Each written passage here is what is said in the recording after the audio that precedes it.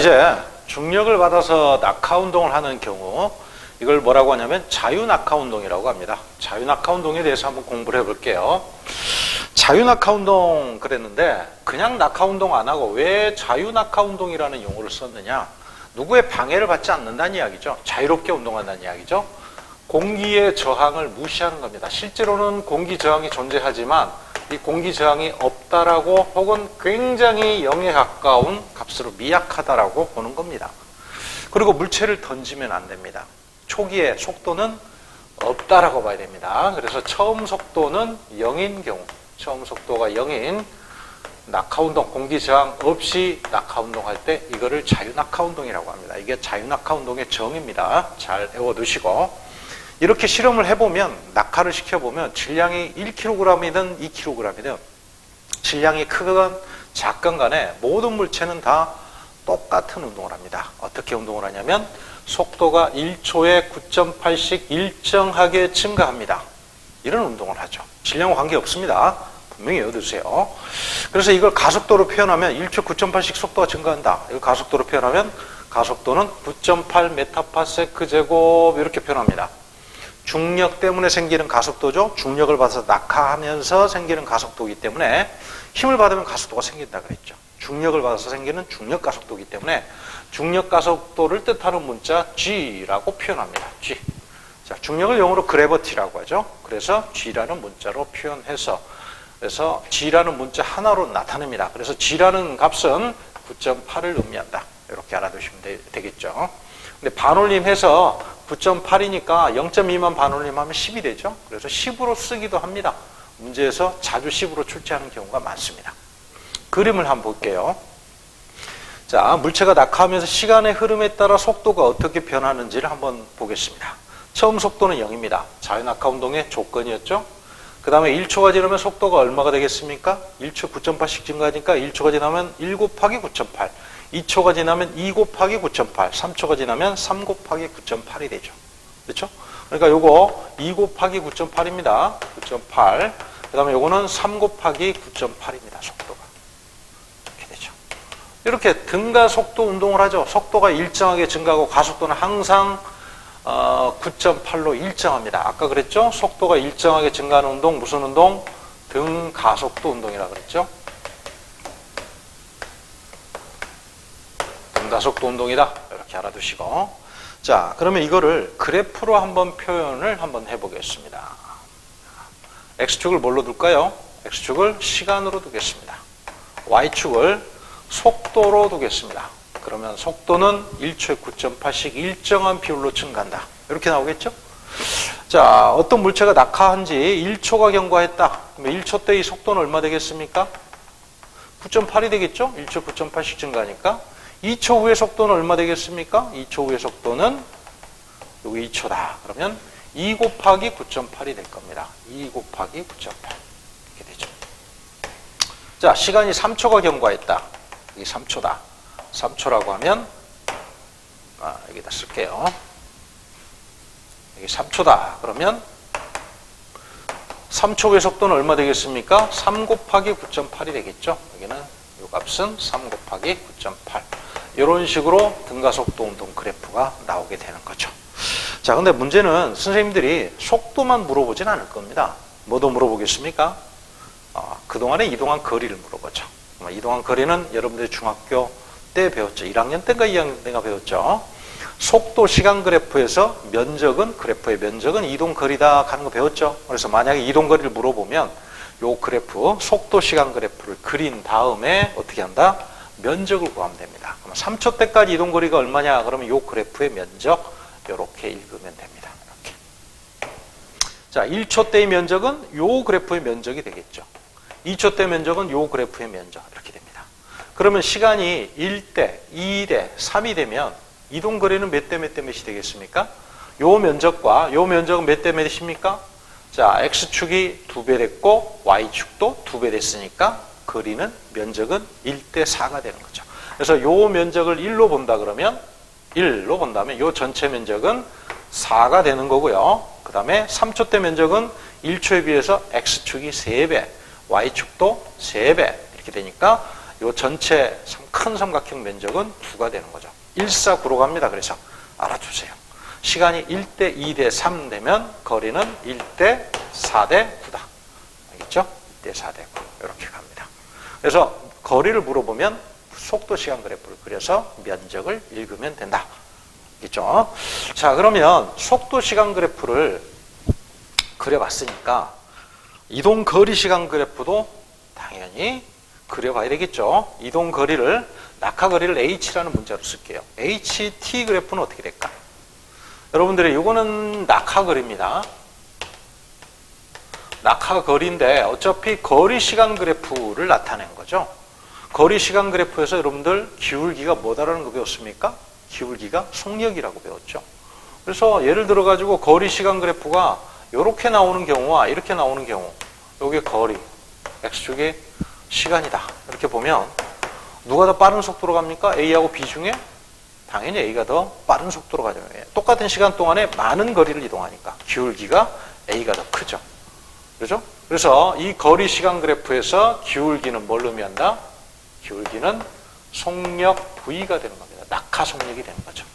근데 낙하 속력이 일정하지 않죠. 9.8씩 계속 증가하죠. 그러니까 기울기가 증가하는 그래프가 나와야 됩니다. 처음에는 기울기가 완만하다가 낙하 속도가 느리니까 뒤에 가서는 속력이 빠르니까 거리가 많이씩 증가하는 기울기가 증가하는 그래프가 나와야 되죠. 그래서 이 그래프의 기울기 낙하 속력인데 기울기가 낙하 속력입니다. 이 낙하 속력은 점점점 증가하는 그래프로 그려줘야 된다. 이렇게 알면 되겠죠. 낙하 속력은 점점점 증가한다. 이렇게 알아주세요. 맞나요? 자, 그러면 밑에 문제를 한번 볼까요? 자, 보겠습니다. 요거 그래프로 정리가 돼 있네요.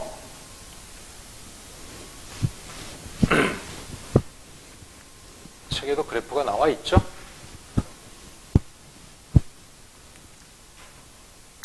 자,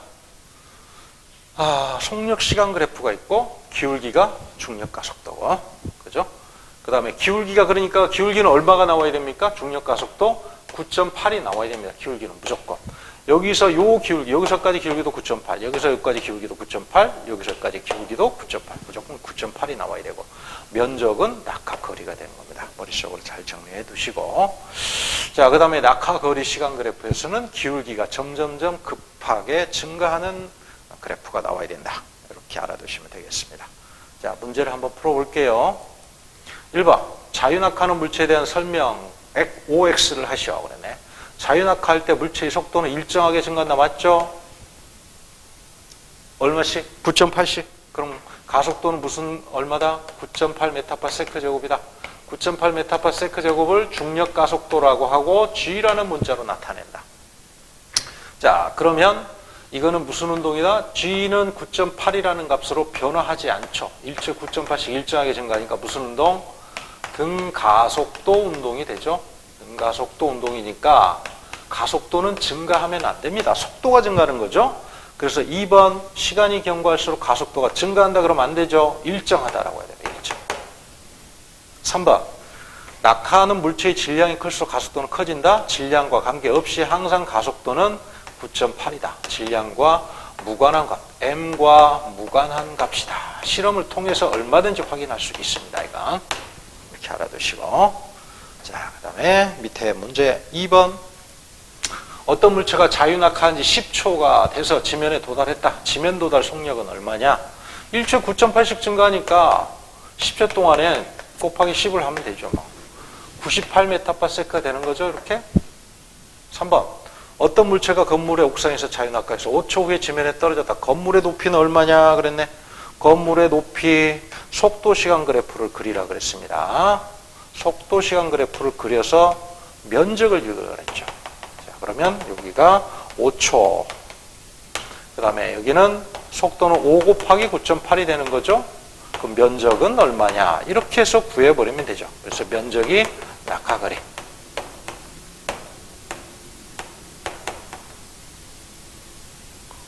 면적이 얼마입니까? 면적은 낙하거리 5 곱하기 9.8 곱하기 2분의 1 이렇게 해서 답을 하면 됩니다. 됐죠? 메타. 요만큼 낙하를 하게 되는 거죠. 됐나요? 자, 그 다음에 4번, 5번을 한번 풀어볼게요. 4번. 자유낙하는 물체가 19.6이 됐다. 속도가. 이때까지 소요된 시간과 낙하 거리를 구하라 그랬네. 1초에 9.8씩 증가하는데 19.6이 되려면 이 19.6은 2 곱하기 9.8이죠. 2초가 지났다는 이야기겠죠. 그동안에 낙하한 거리 그래프를 그려보겠습니다. 4번. 그래프를 그려보면 역시 속도 시간 그래프를 그려야 됩니다. 이렇게 해서 속도 시간 그래프를 그려서 여기에 2초가 경과했고 그 다음에 여기 19.6이니까 면적은 얼마가 되겠습니까? 면적은 2 곱하기 19.6 곱하기 2분의 1 19.6m가 되겠죠? 는 19.6m 이렇게 구하면 됩니다. 됐죠? 그 다음에 5번 물체를 높이가 h인 건물 옥상에서 자유낙하시켰다. 근데 3초 만에 땅에 떨어졌답니다. 3초 만에. 그런데 높이를 4배인 곳에서 자유낙하시키면 몇 초 만에 땅에 떨어지겠느냐? 아까 설명을 한번 했죠? 자, 속도 시간 그래프를 그리겠습니다. 이렇게 나오죠. 이렇게 됐을 때 여기 건물의 높이는 낙하 거리가 되는 거죠. h가 되는 거죠. 이때 3초가 걸렸답니다. 그러면 4h가 되려면 4h 면적이 몇 배가 되면 됩니까? 4배가 되면 되죠. 그러면 x축 2배, y축도 2배. 그럼 x축 2배 되니까 6초가 되면 되겠죠. 그래서 이 전체 면적을 4h가 되도록 x값을 정하면 6초. 이렇게 값이 나오게 됩니다. 자, 알겠습니까? 조금만 쉬었다 할게요. 지금까지 물체를 자유낙하시킨 물체 운동을 분석을 했어요. 그 다음에는 이제 수평으로 물체를 이렇게 던졌을 때는 어떤 운동을 할 것인가 이걸 한번 분석해 보도록 하겠습니다. 자, 근데 수평 방향으로 물체를 던졌을 때는 두 가지로 나누어서 생각을 해야 됩니다. 하나는 연직, 수직 방향, 하나는 수평 방향. 왜냐하면 이게 평면이기 때문에 이 평면상의 운동은 X축, Y축 방향으로 나누어서 생각하면 운동의 기술이 좀 쉬워지죠. 자, 수직 방향은 Y축, 수평 방향은 X축 이렇게 생각을 하면 됩니다. 자, 물체가 이렇게 포물선을 옆으로 던지면 포물선을 그리면서 이렇게 물체가 운동을 한다는 거 여러분들이 중학교 때 배웠어요. 그럼 이 물체를 자, 연직 방향 운동과 수평 방향 운동으로 나누어서 분석을 한번 해보겠습니다. 물체가 이렇게 포물선 운동을 하는데 만약 빛을 위에서 이렇게 비췄다라고 한번 가정을 한번 해볼게요. 위에서 이렇게 빛을 비추면 이 물체의 그림자가 요 밑에 바닥에 나타날 겁니다. 이렇게 빛을 비췄다라고 한번 가정을 한번 해보겠습니다. 그러면 그림자가 나타날 텐데 이 그림자는 어떤 운동을 하게 되냐면 간격이 일정한 이러한 운동을 합니다. 이렇게. 무슨 운동을 한다는 거죠? 다 똑같습니다. 간격에. 수평 방향으로는 등속 운동을 하는 걸로 나타나게 됩니다. 그래서 이 그림자 운동은 연직 방향, 즉 수직 방향 운동은 표현할 수 없죠. 그렇죠? 당연히 수평 방향의 운동만 그림자는 이 물체의 수평 방향의 운동만 표현을 할 겁니다. 그래서 수평 방향으로는 등속 운동한다라는 걸 우리가 쉽게 알 수 있죠. 또 그러면 연직 방향 운동을 분석하고 싶다. 그럼 어떻게 하면 되겠습니까? 빛을 어느 쪽으로 비추면 될까요? 이렇게 비추면 되죠. 빛을. 이렇게 빛을 이렇게 비추면 이 빛에 의해서 자, 벽면이 있다라고 합시다. 이 벽면상에 물체의 그림자가 나타날 겁니다. 그럼 이 그림자가 점점점 아래쪽으로 낙하하되 간격이 점점점 증가하는 운동으로 이렇게 나타납니다. 결국 이 그림자 운동은 수평 방향 운동은 표현하지 못하고 이 수직 방향의 위치만 표현을 할 수 있겠죠. 그래서 이 그림자 운동을 보니까 구간거리, 즉 간격이 증가하니까 속력이 어떻게 된다? 속력이 증가하는 운동으로 나온다.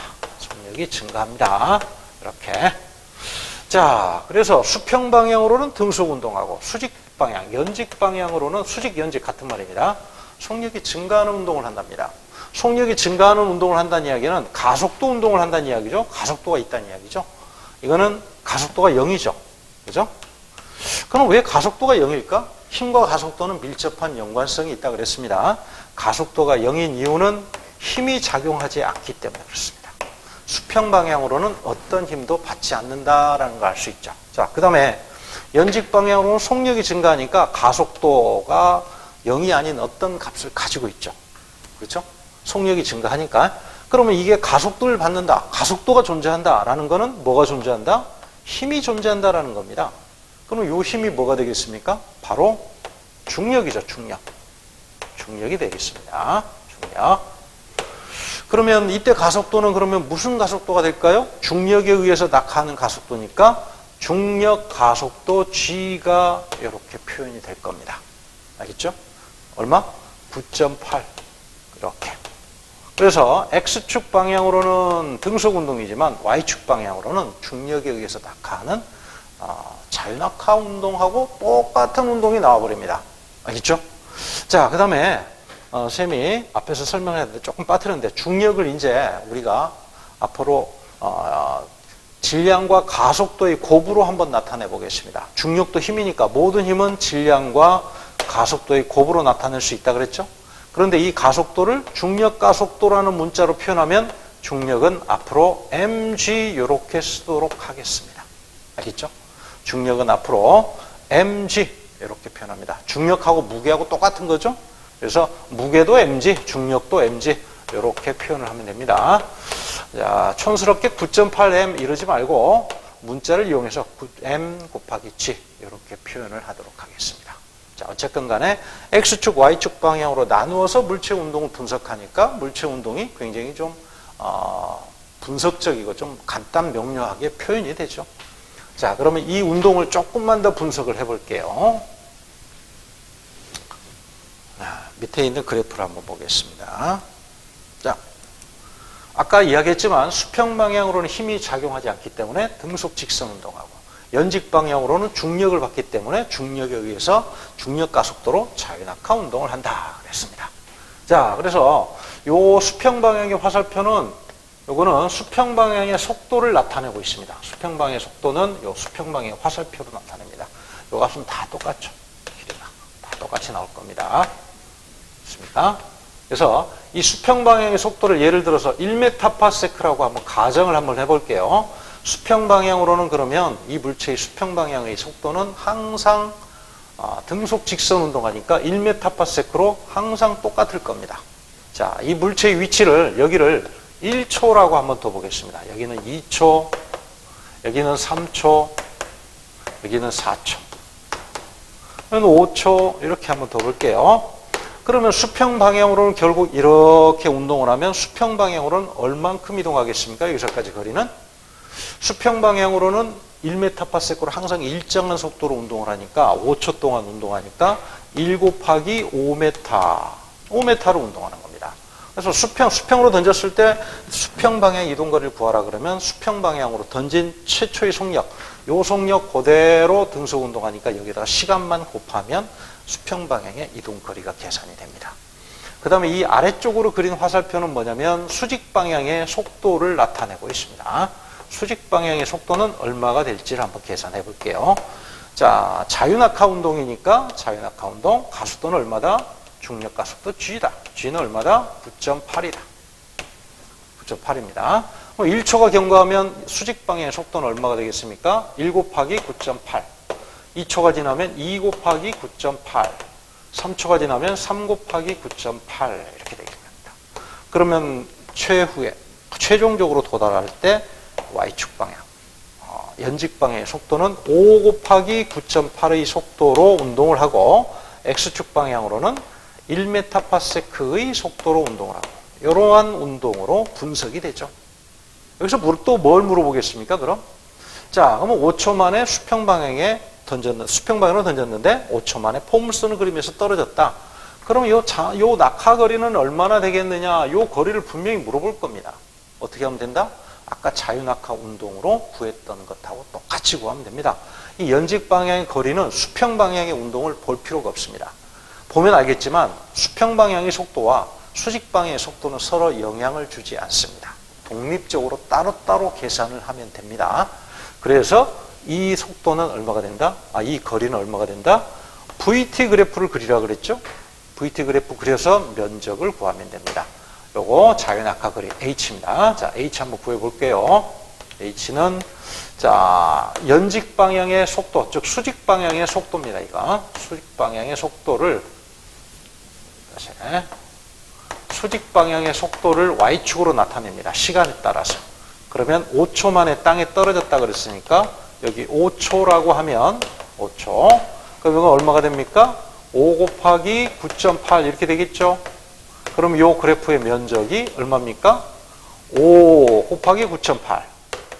그 다음에 곱하기 5. x축 5죠? y축은 5 곱하기 9.8 곱하기 2분의 1. 여기서 곱하기 2분의 1 하면 이거는 y축 방향의 낙하거리가 계산이 되죠. 이 값이 바로 h가 되는 거죠. 면적을 구하면 되는 겁니다. 이런 방식으로 문제를 풀이하면 되겠습니다.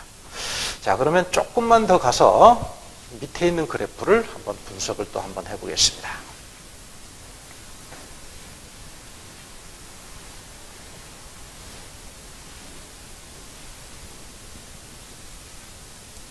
자, 하나, A, B, C 세 개의 물체가 있다고 하겠습니다. 요건 요렇게 한번 A, B, C 명칭을 한번 붙여볼게요. A는 자유낙하시켰다라고 하고 B는 A는 자유낙하. 그 다음에 B는 이쪽으로 1mPa의 속력으로 던졌다라고 보겠습니다. 그 다음에 C는 2mPa의 속력으로 던졌다라고 보겠습니다. 그리고 1초, 2초, 3초 후에 땅에 떨어졌다라고 보겠습니다. 얘는 분명히 3초가 되면 땅에 떨어지죠. 얘는 자, 아까 X축 방향과 Y축 방향은 따로따로 분리해서 보라 그랬습니다. 얘도 Y축 방향으로는 무슨 운동을 합니까? 자유낙하 운동이죠. 얘도 Y축 방향으로는 자유낙하 운동이죠. 그래서 얘도 3초가 지나면 A와 동시에 여기에 도달합니다. BC도 마찬가지로. 다만 수평 방향의 이동 거리가 다르겠죠. 수평 방향의 이동 거리는 얼마 되겠습니까? 이렇게 하면 B가 이동한 거리는 1mPa로 던졌기 때문에 3초 동안 움직였으니까 3m로 움직이겠죠. 그 다음에 C는 2mPa로 던졌으니까 3초 동안에 1초에 2m씩 수평 방향으로 이동하겠죠. 그러면 3 곱하기 2m 이렇게 운동을 할 겁니다. 그래서 수평 방향으로 아무리 빠른 속력으로 던져도 Y축 방향, 즉 이 수직 방향으로는 똑같은 자유낙하 운동을 하기 때문에 동시에 도달한다. 다만 수평 방향으로 이동한 거리가 점점 멀어질 뿐이다. 이해갑니까? 됐죠? 자, 결론입니다. 지면 도달 시간은 자유낙하 운동과 항상 똑같다. 어떻게? 수평으로 던져도. 자, 다음 페이지로 넘어가도록 해보겠습니다. 자, 그래서 자유낙하 운동하고 수평 방향으로 던진 물체 운동하고 그래프로 분석을 했습니다. 자유낙하 운동은 힘은 중력을 받기 때문에 등가속도 운동을 하고, 이때 가속도는 중력 가속도 G 이렇게, 그리고 속도는 1초 9.8씩 일정하게 증가. 그 다음에 수평 방향으로 던진 물체 운동은 수평 방향과 연직 방향, 연직, 수직 같은 말입니다. 으로 나누어서 생각을 하면 연직 방향의 운동은 이 운동과 완벽하게 동일하게 나타나죠. 동일하게 나타나고 수평 방향의 운동, 등속 직선 운동만 추가로 표현된다. 이렇게 생각을 하면 되겠습니다. 정리가 좀 됩니까? 그렇죠? 자, 그러면 문제를 잠깐 볼게요. 자, 6번. 건물 옥상에서 수평 방향으로 4mPa의 속력으로 물체를 던진 후에 3초 후에 지면에 도달했다. 수평 방향의 도달 거리를 구하라. 수평 방향으로는 1초에 4m씩 운동을 하죠. 3초 동안 운동했으니까 12m로 운동하겠죠. 이 건물 옥상에서 2번 가만히 놓아서 자유낙하시키면 자유낙하시키나 수평 방향으로 던지나 도달 시간은 똑같다. 3초. 그럼 건물의 높이를 구하라. 어떻게? 건물의 높이는 아까 이야기했던 것처럼 속도 시간 그래프를 그려서 그래서 3초 후의 속도는 3 곱하기 9.8 이렇게 해가지고 면적을 구하면 낙하거리가 계산이 될 겁니다. 면적이 낙하거리. 면적이 콜 낙하거리. 이렇게 해서 구하면 됩니다. 됐습니까? 자, 조금만 쉬었다가 문제를 풀도록 하겠습니다.